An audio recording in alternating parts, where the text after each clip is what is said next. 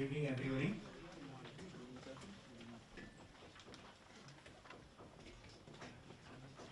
I, Himanshu Dinodia, Joint Secretary, NITK REC, Delhi and Alumni Chapter, Delhi and NCR Chapter.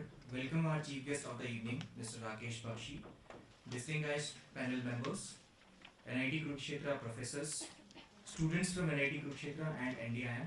A very warm welcome to you all. Today we are here to listen to some of the eminent and distinguished personalities from different fields and backgrounds who have either made it big or are on their way to make it a strong impression. But before we start the event, I would like to introduce our chief guest, our chief of the panel and the panelists. Mr. Rakesh Bakshi is the chairman and managing director of RRB Energy, a company producing world-class wind electric generators in India since 1987. Mr. Rakesh Bakshi is an alumnus of NIT Kurukshetra, batch 1975-80. Mr. Kamal Singh, chief of the panel, is the Director General of National HRD Network, India's leading HR professional body. Mr. Singh was earlier with All India Management Association, the apex body of management profession in India, as director. Now coming on to the panel, Mr. Akhil Bhandari was Vice President and Chief Information Officer at Pratt & Whitney Canada Corp till 2014. Mr. Bhandari is an alumnus from NIT Kurukshetra, batch 6671. Professor Dr. Ulrich Günther is Professor in Business Psychology, University of Leonberg, Germany since 1998. He has taught a number of universities in many countries, including China, Mongolia, India, Finland, Spain, and Poland. Mr. Sudeep Goyal has been a marketing and business development expert all through his career, mostly in the petrochemicals industry, having worked with the companies like BP, BASF, Shell, and Azelis South Africa. Mr. Goyal is an alumnus from NIT Kurukshetra, batch 1977-82. Mr. Anil Shikara runs Marco Polo Ventures, which is a Dubai-based go-to-market accelerator. Mr. Shikara is an alumnus of NIT Kurukshetra, batch 1983-88. Mr. Vikram Garg is a techno-commercial and functional consultant and technical architect in the IT field and has done many large and transformational programs in India. Mr. Garg completed his BTech from NIT and is an alumnus of batch 1985-89. Mr. Dheeraj Khattar is the head of Innotion Technologies, a software product company working on enterprise mobility platform with customers like Ericsson, Airtel, and Tech Mahindra. He's from batch of 1999-2003 from NIT Kurukshetra. Mr. Samrat Singh Chauhan is the co-head of Genius Corner. He's a mechanical engineer from NIT Kurukshetra, batch 1999-2003. Ms. Eta Shree Shandilya is a social entrepreneur and the founder of Mithila Smita. She's an alumnus of NIT Kurukshetra, batch 2000-2004.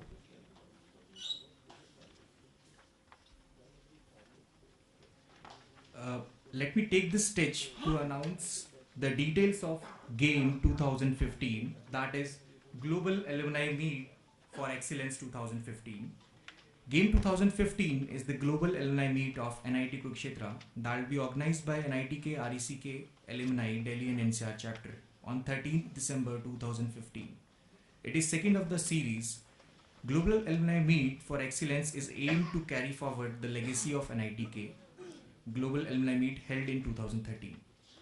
The year-long events will culminate in December this year.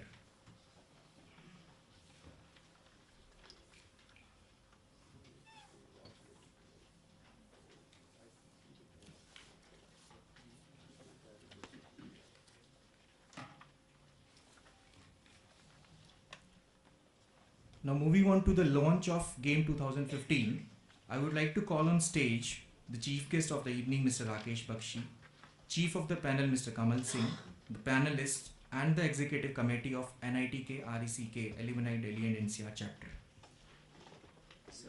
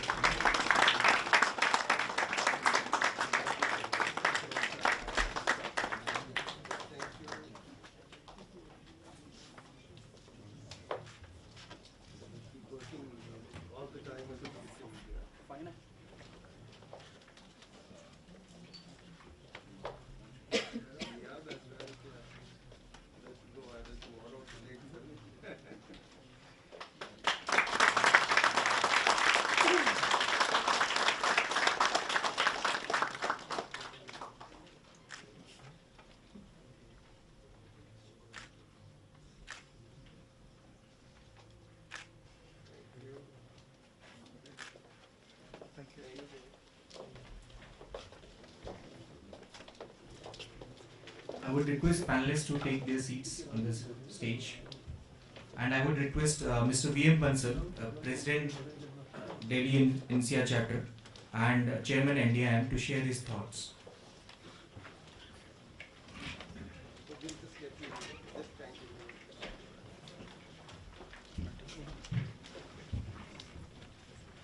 So we are, making arrangement for the chief guest to also shift to the dais.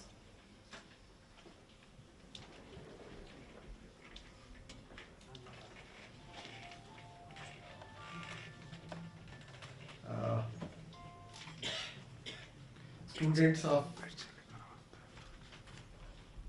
NITK, my parent college, students of NDIM, faculty of both the colleges, our distinguished alumni, members of the panel, and our proud alma mater, Padma Shree Rakesh Bakshi ji. All of us are honored to have you all here.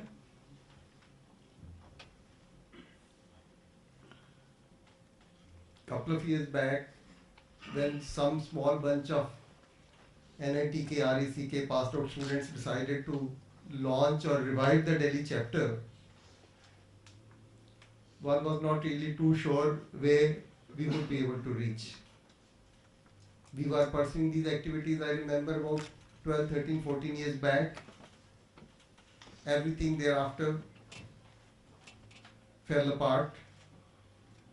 And yes, now in the last 3-4 years, we are not only connected in a big way, but we are now globally, internationally connected, a force to reckon with once again.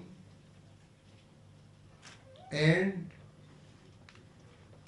it's a great privilege and a moment of pride when we learned that our youngest of the Padma Shrees in this country was awarded to one of our friends, to one of our pass outs, way back in 1991. And for a cause of renewable energy as early at that time when nobody even thought of it. So that's the reason, this alumni chapter has been thinking in what way to create a spirit of entrepreneurship amongst all of you. Fortunately, you are all in great times. The present government, the Honorable Prime Minister, they are pushing this entrepreneurship agenda in such a big way, which possibly no previous government did. This has become #1 priority of this government. Scaling India, Make in India. So this is the greatest opportunity for each one of you to look for satisfying your own inner instincts rather than looking for cozier and comfortable jobs on day one.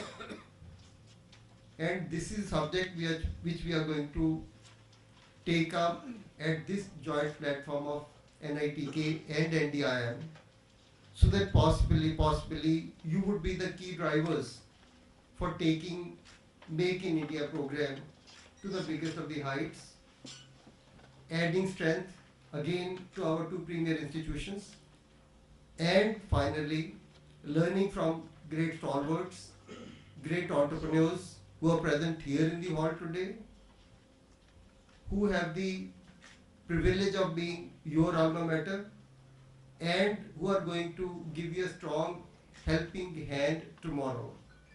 And just to start with, in just last 10 to 15 minutes, a new idea, again I would say it's the entrepreneurship spirit that is taking shape. An idea came which we have been working at for the last 2.5 to 3 years. We were not finding the way forward. Gratefulness to Padma Shree Bakshi that we found the way out just in the last 15 minutes, that possibly we should be launching an MBA with specialization into renewable energy with kind of job assurances from day one. So that is the beginning. I would say even before the symposium has started, we have made a very big beginning. I will not take more of your time. Thank you very much. Let's enjoy, let's learn from each other. Thank you very, very much.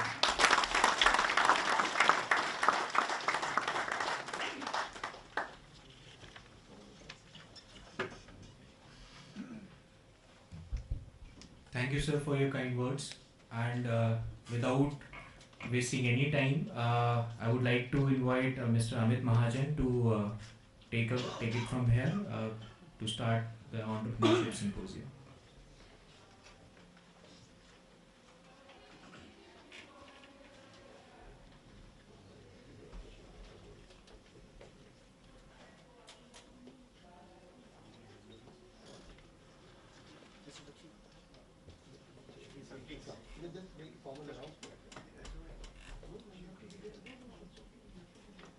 Good evening, everyone. A warm welcome to the NDIM NITK Global Entrepreneurship Symposium.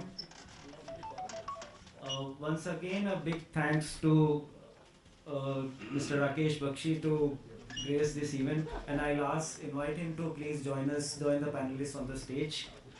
Mr. Bakshi, please.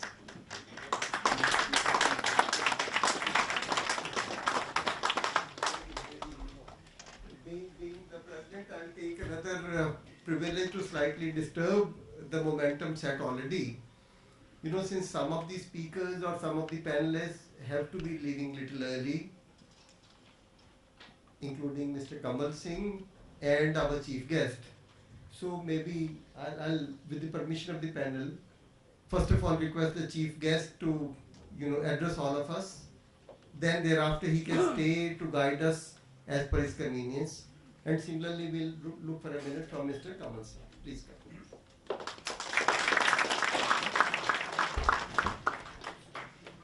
Thank you very much, Vishwa. For me, it's personally a pleasure and also very nostalgic to be here amongst alumni from the institution which I revere and to whom I owe what I am today. How many of you out here in this audience are from NITK? Can you raise your hands? So I see quite a sizable lot. And how many are currently studying in NITK? All right. The rest, I presume, are from the New Delhi Institute of Management. It's always fascinating when you come across an audience like this, because way back in 1975, when I entered what was then the Regional Engineering College, Kurukshetra, for me it was like, is this the journey or is this the end? And in those initial periods and moments you realize that it's only a journey. You have miles and miles to go ahead. When I graduated in 1980, I had also lots of dreams. And believe me, to dream is good. When you do your engineering, you dream a lot. You have lots and lots of hours when you sit back and dream, even in the lecture halls, because in many of our lecture halls, Professor, you would agree with me that in many lecture halls we have an acronym called OHT, overhead transmission. we're at a lower level and the lecture is going much higher than where we're sitting. And it was in those times and moments that you sit back and say, am I really going to be an engineer? Am I really going to understand all this complicated jargons that are put in front of me? But when you come out of the institution, the first and foremost thing that I have spoken at many awareness camps, entrepreneur awareness camps, and explained to students, that was only a formal training of your mind. The real life begins when you cross the threshold as a graduate engineer. That is when your life has actually begun. So enjoy every moment that you have while you're still at the institute. I don't know if you still have the landmarks that we had. We used to have an Apollo Ka Khoka right in the center. Tell me, guys, is it still there? Yes. All right, and I don't know, we had an Omi Somi, Anil, what was it called? Hey, that's also still there. It's become a food chain now, you know. Food chain. Well, we had very interesting anecdotes for our institution. Some also called us the Rajma eating center, because I think Rajmas was so sort of predominant in our menu, and ek din chole te ek din Rajma. That's the kind of thing that we came out. But what inspired me and what should inspire you is that it's like an annealing process. When you land up at Kurukshetra, the first thing you say, where have I come? But then you grow to love the place. And years later, actually, I went on the board of governors. And I served for 5 years on the BOG of Kurukshetra. But I realized nothing much had changed since the time we left. We went into one of my batchmates. Anil, where are you? Yeah, Anil Narendra sitting here. We went into the automobile engineering lab. And I think if we were doing research on vintage cars, then that lab was a vintage lab.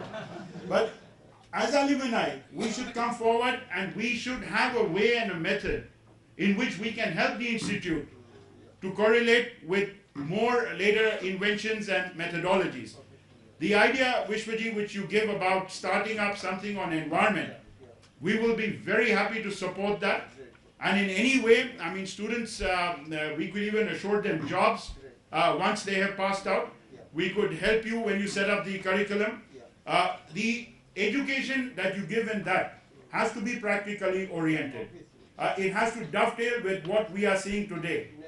30 years ago, when I spoke of wind energy in my country, लोग कहते थे हवा में बात कर रहे हो. फर्क 30 साल के बाद सिर्फ ये है कि लोग कहते हैं हवा की बात कर रहे हो. In those days when we spoke of wind, it was like talking in the air. Today, you're talking about the air. And last Sunday, I had the privilege of being in the inaugural of the RE Summit, and we were a principal sponsor there, where Honorable Prime Minister was inviting pledges also, as well as showing us the road forward. 266,000 megawatts is going to be added to the Indian grid network from renewable energies and renewable energy-based technologies in the next 5 years. That is a huge, huge opportunity. I don't want to read the word the future and entrepreneur. I want to say renewable energy entrepreneur. All of you sitting here have a huge opportunity in front of you, whether to participate as an entrepreneur or whether to participate as somebody who excels in the knowledge of renewable energy technologies. You know, my story, Vishwaji, is very well said in that Urdu couplet, "Main to akela hi chala tha, jaan be manzil magar log aate gaye aur kanwa bani gaya." That is exactly our story in renewables, that when I chose to walk this path, there was nothing. Actually, in our family, they said, go to Himachal, because we belong to Himachal, though I'm born in London. Himalaya mein jao, saffron rope pehno, ek mala le lo, aur Bhagwan ka naam lo. But we have come so far from that point of time in life. It was in September that Honorable Prime Minister launched Make in India, and we were invited there to be at Vigyan Bhavan at that launch. 25 years I have been making in India. With about 20 odd German companies, we have been buying our components from all over the world, but in Chennai, we produce world-class wind electric generators that are exported not only to Europe but to North America. So where are the barriers? Technology has no barriers. The only thing in technology is that it should never be superimposed. Even in automobile engineering, when the best of automobiles can come to India, they still have to re-engineer the chassis for Indian roads. So technology has to be adapted and adopted to the region and area where you're bringing the technology.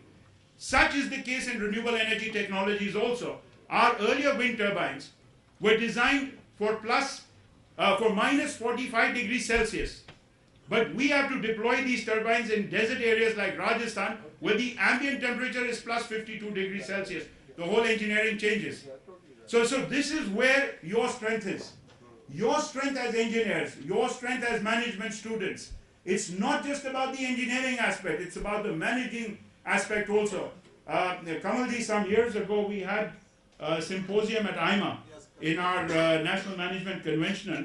It was called Winning Against Unknown Unknowns. Yes, Now, have you understood? Because winning against unknowns, I can still figure out that if I leave this room, these are the probabilities that I may encounter while I am going towards the main road. That's some unknowns that I get. But what about the unknown unknowns? Managers are supposed to excel in any situation, whether it's a known unknown or unknown unknowns. The case in point at that time, if you remember, we had SARS, which had just come into India, and it was affecting the tourism sector in a very big way. And that's why we chose this at the management convention, that how do we get future managers to look at unknown unknowns. Now, that is the kind of predicament in 1981, 82, 83 that I had. Renewable energy, nobody knew.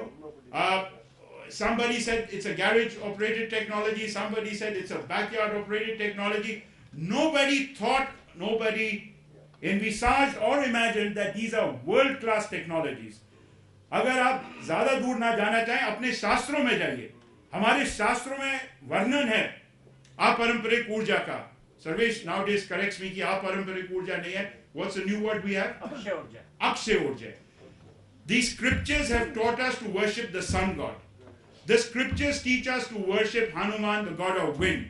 Obviously, our ancestors did understand the significance of forces of nature.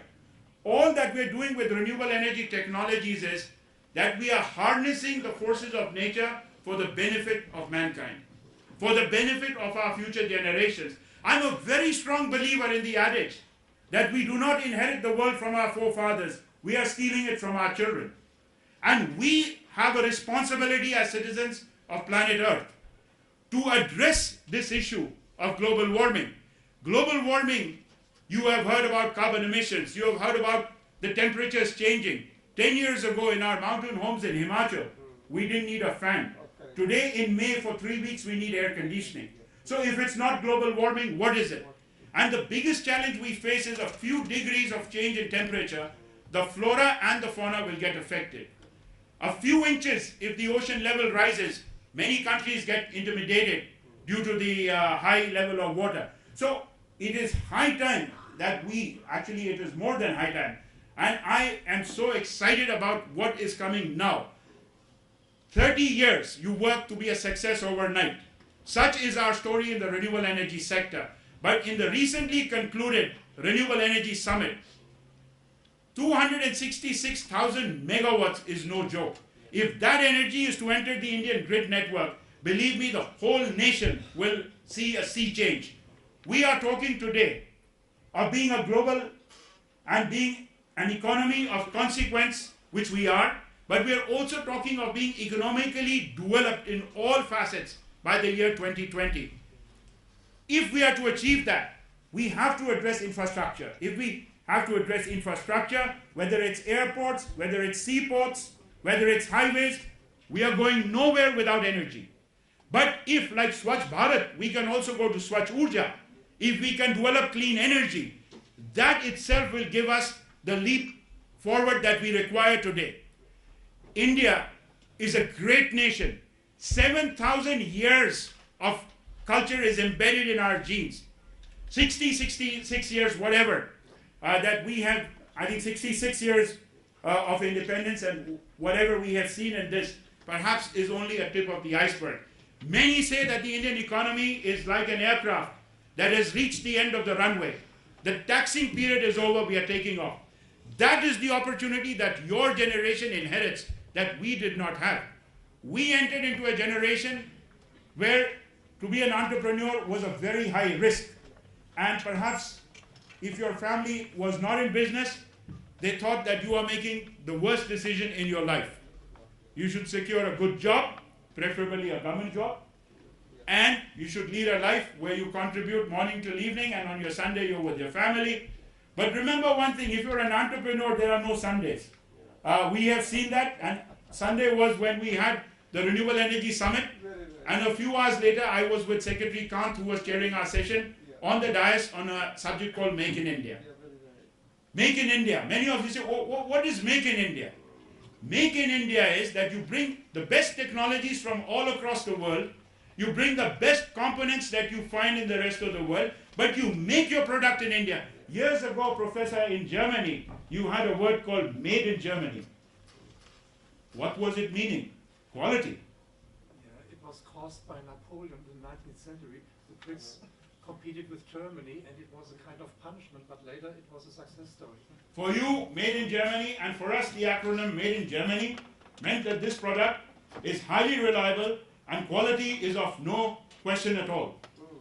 We worked for last 20 years with a company like Siemens, and Siemens, the generators, they come from us. We never have problems on the quality because Germany has become a technical power based on addressing quality issues, and your products are well received worldwide.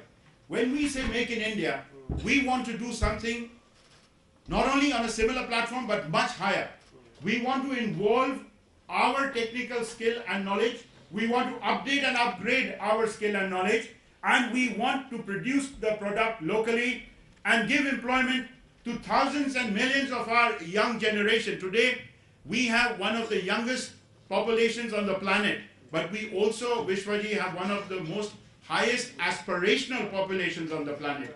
Those who want everything, and they want everything state of the art. We are not ready to accept. And now. And now, absolutely. So, with this kind of a thinking, with an aspirational population that perhaps equals the population of Europe and has the same buying power as Europe does, you travel from Hanover, and if you fly to Brussels, maybe in 40 minutes or 1 hour, you travel from Delhi to Chennai, 2 hours and 45 minutes, you're still in the same country. With 23 official languages, hundreds of dialects, unity in diversity, that's us in India.